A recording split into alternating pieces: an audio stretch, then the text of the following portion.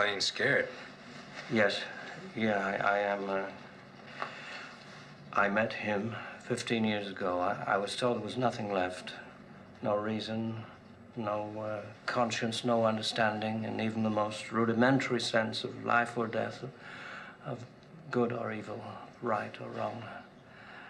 I met this 6-year-old child with this blank, pale, emotionless face and the blackest eyes, the devil's eyes.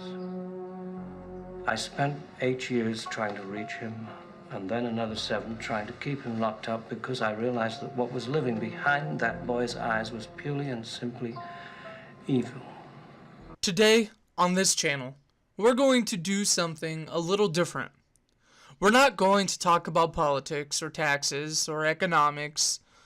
Instead, we are going to talk about art and what it means. Not art in abstract, but a specific piece of art. In 1978, moviegoers in cinemas all across the nation got to experience the art of Halloween. The world was introduced to Michael Myers, and little did they know, they were seeing history in the making. The slasher they were about to see that night would become a horror icon. There's something about what John Carpenter and Deborah Hill created with Halloween and the antagonist, Michael Myers, that sticks with us, or is so crucial and unique that no movie since has been able to capitalize on what was special. In Halloween, we witnessed the struggles of Laurie Strode as she tries to survive the night against an escaped mental patient named Michael Myers. In Halloween, the only thing we really know about Michael is that when he was 6 years old, he stabbed his sister to death. Then he was locked up for 15 years. He was silent, he was emotionless, he was calm, and he was seemingly persistent at brushing off damage inflicted upon him, which, to this day, has sparked debate about what Michael Myers was intended to be in the very first movie.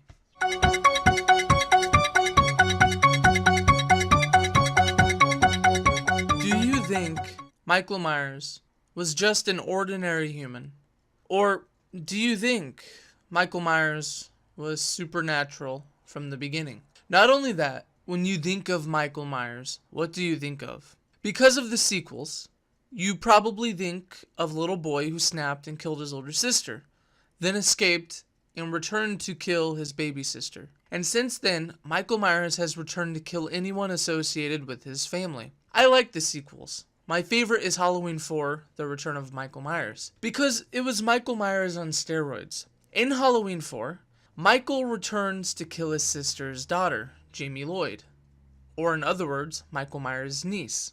Not only is he after his family, which until Halloween 2018, the third reboot of the series, which will take place right after the first Halloween movie, in every single Halloween timeline, it is accepted that Michael Myers has a desire to hunt down and kill his family. In each sequel, it becomes even more apparent that Michael Myers is seemingly immortal, as he absorbs more and more damage. This has started a debate, because some have accepted this to be the character of Michael Myers. They've accepted Michael to be this unkillable monster. Others believe that from the very beginning, Michael was simply a man. The only reason why they made the sequels is because of money. You especially see the debate spark up when horror fans speculate about what a Michael Myers versus Jason Voorhees movie would look like. It's generally thrown around that Michael Myers was just a guy in a mask killing people. Even Halloween fans who disapprove of the Halloween sequels and his fleshed out curse throw around the idea that Michael Myers was just this mortal man in a mask. Truth be told, Michael Myers is whatever the writers make him. So which is it? Is he, in the original Halloween, just a man? Or is he an immortal?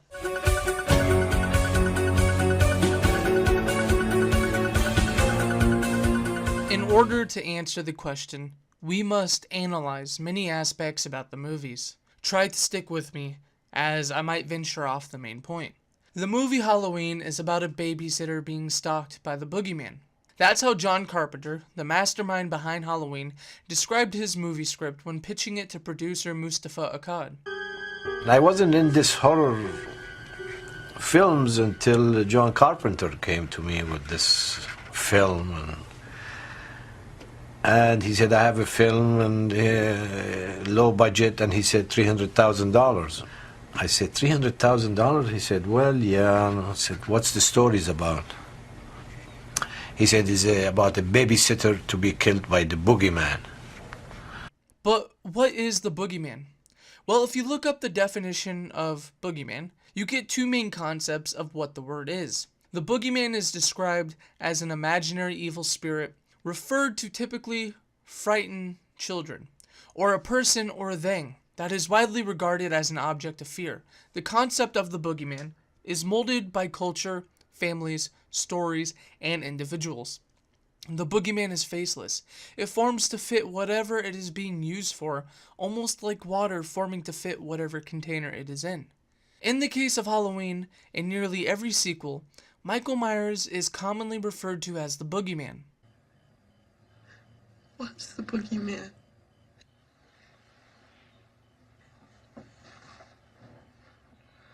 As a matter of fact, it was. The boogeyman is coming. Leave me alone. He doesn't believe us. Don't you know what happens on Halloween? Yeah, we get candy. Boogeyman. Ooh, the boogeyman. The boogeyman. The boogeyman. The boogeyman. The boogeyman. Halloween at Jamie's house, right, Jamie? Because your uncle's the boogeyman. Boogeyman. Boogeyman. Jamie's uncle's the boogeyman. Please tell me you didn't. Oh, you didn't. Oh, I'm so embarrassed. I couldn't even face him. Outside. Laurie's out there. Hold on. Laurie, the boogeyman is outside. Look. What about the boogeyman? There's no such thing. Richie said he was coming after me tonight. Do you believe everything Richie tells you?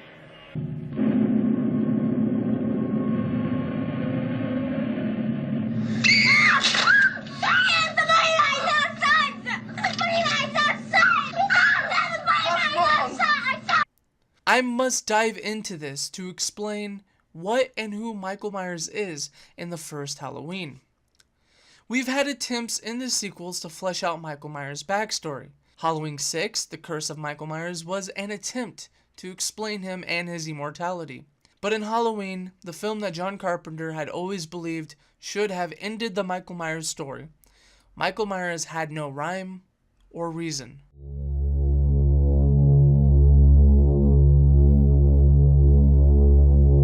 Michael was seemingly just this little 6-year-old who, for some unexplained reason, stabbed his older sister, then escaped from the mental hospital on the 15th anniversary of his sister's death to kill again. And he set his focus on the first person that he really saw, Laurie Strode, who was dropping off a key at his childhood home. After setting eyes on her, Michael relentlessly stalked her and her friends. Just listen to the way Dr. Sam Loomis, Michael Myers' doctor, talked about him. Years trying to reach him, and then another 7 trying to keep him locked up because I realized that what was living behind that boy's eyes was purely and simply evil.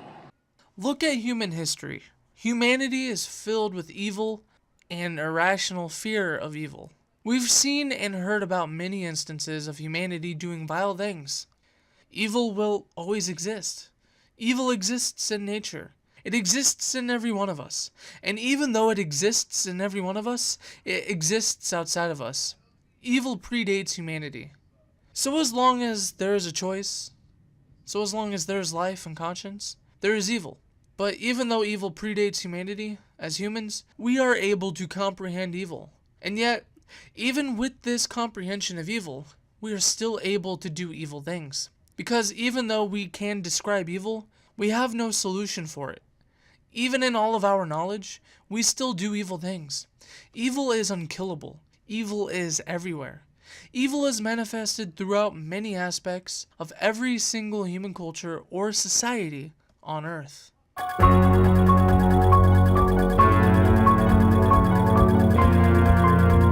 one of the best sources to answer the question about whether or not Michael is immortal is the man who created the original source material. Listen to the way John Carpenter talks about Michael Myers. He describes Michael as an unstoppable force of nature. He even trashed Rob Zombie's reimagining of the original Halloween with the way it treated Michael's backstory. John Carpenter said his movie made Michael Myers too relatable and too human. He described Michael Myers as almost supernatural. Halloween's villain was more than just a killer. It was a supernatural hurricane.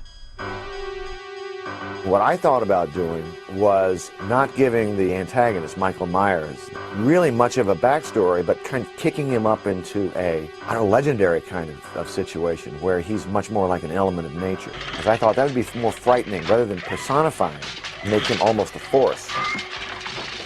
So then the mask, which ties in with Halloween, would blank out his human features for most of the film, making him then just some sort of force of evil that is irrational, unstoppable. But the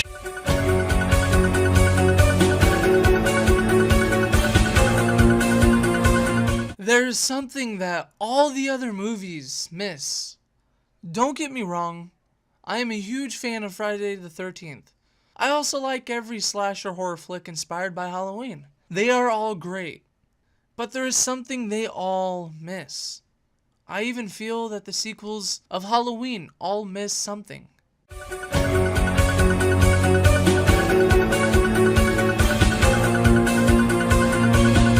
So, what does all of this mean? Well, I'll stop beating around the bush. The truth is, if John Carpenter had his way, we wouldn't know much about Michael Myers. However, despite what I just said, John Carpenter gave us just enough to understand what Michael Myers actually is. Michael Myers is an allegory for evil. We've had attempts in the sequels to flesh out Michael Myers' backstory. Halloween 6, The Curse of Michael Myers, was an attempt to explain him and his immortality. But in Halloween, the film that John Carpenter had always believed should have ended the Michael Myers story, Michael Myers has no rhyme or reason. As I said earlier, evil predates humanity. So as long as there is choice, life, and conscience, there is evil. But even though evil predates humanity, as humans, we are able to comprehend evil. And yet, even with this comprehension of evil, we are still able to do evil things. Because even though we can describe evil, we have no solution for it. Even in all of our knowledge, we still do evil things. Evil is unkillable. Evil is everywhere. Evil is manifested throughout many aspects of every single human culture or society on Earth. The boogeyman is just one way of describing evil and fear, especially when describing it to kids. Boogeyman is just one way of personifying something that isn't inherently human, despite humans being susceptible to evil will. So how would you personify that? The boogeyman. And even though we have the boogeyman, making the boogeyman into a character has many interpretations. This boogeyman in John Carpenter's 1978 Halloween is projected in the character of Michael Myers. Evil has no good reason to exist, and yet evil corrupted this 6-year-old child to kill one thing we as humans hold sacred to us, his family. It's not like children to actually harm their bigger siblings. Children look up to their siblings for guidance and comfort, but this 6-year-old boy in a nice suburban neighborhood did. And through John Carpenter's storytelling, we find out that the following 15 years, Michael, this ordinary kid, isn't so ordinary. Michael is described as being emotionless and quiet. Think about it. What normal 6-year-old kid does that describe? Almost none, especially considering the fact that Michael was once a normal kid who liked trick-or-treating. Again, why did he do it? Why did he kill his sister? Well, why does evil exist? It just does. Like I said, we can comprehend the existence of evil, but it still exists for no good reason. Michael doesn't need a reason to kill his sister, other than being evil. And I want to touch on the fact that the boogeyman is a faceless entity that will always exist. How do you write that into a character into a movie? Michael on Halloween was referred to as the Shape by the cast and crew of Halloween. Why? Because his mask represents human features, but it's a blank slate. There is no emotion. The killer in Halloween is wearing overalls. There's no identity with the character. It's just the silhouette of a man. You see, Pamela Voorhees in Friday the 13th was seeking revenge for her son's death. Jason Voorhees was seeking revenge for Pamela's death. Michael, he was just killing to kill. The Shape is the embodiment of evil. Michael Myers is the personification of the evil of humanity. It may look like a man, it may look like a normal guy, even unmasked. But the motive behind this individual is beyond human. It's the force of evil. Humans are conflicted with good versus evil and reason. Michael isn't. Take out every other understanding of life versus death and rationality and just leave evil. If you remember earlier in this video, I described the boogeyman's ability to be shaped by whatever culture or story it's referenced into water, a natural element forming to shape whatever container it is in. Michael Myers is a natural element, evil. That is the character of Michael Myers, pure evil, the boogeyman. This is solidified by the ending of Halloween. The entire final sequence puts a light on the fact that evil cannot be killed. Michael Myers, the Shape, the boogeyman, who we thought was just a normal psychopath, carries a 1,000+ pound tombstone, lifts a fully grown man and stabs him against a wall, hanging him with a knife. Michael Myers gets stabbed in the neck, in the eye, in the chest, then gets shot 6 times, falling off a second-story balcony, then disappears. And the final shots of the movie is every location where Michael was, with an ominous, omniscient breathing in the background, signaling that Michael Myers is everywhere. Meaning the evil of humanity is everywhere. Evil in general is everywhere. No matter what you do, it's like a force of nature. It can't be stopped. You can try to reason and explain evil, but it is still there. It haunts you in your sleep. It is examined on the news. It is written down in history books. And yet, even though you are exposed to it every day, and you can grasp the concept of it, it is still out of your reach, and it will always be there. This is John Carpenter's antagonist in the 1978 Halloween film. He is evil. He is pure evil. He is the boogeyman. He is the embodiment of evil put into a human-esque character that we can see and comprehend as human beings. But we cannot stop him, and he cannot die. And this is what the Halloween sequels failed to understand. They do a good job at depicting the immortality of Michael Myers or the immortality of evil, but they missed the point entirely. Halloween was complete. You didn't need it fleshed out and explained to you, because if you did, you didn't understand Halloween. This is what other slasher flicks miss. A simple explanation that doesn't need to be handed to you. A unique take on the horror genre that isn't too complicated, but instead it does something new. Michael Myers is pure evil. Evil is unkillable, unstoppable, and everywhere. Michael Myers is unkillable, unstoppable, and everywhere. Evil lives. Evil survives. Evil has no single reason to exist. Evil doesn't need to explain itself to you. And even if you understood evil, you could not stop it.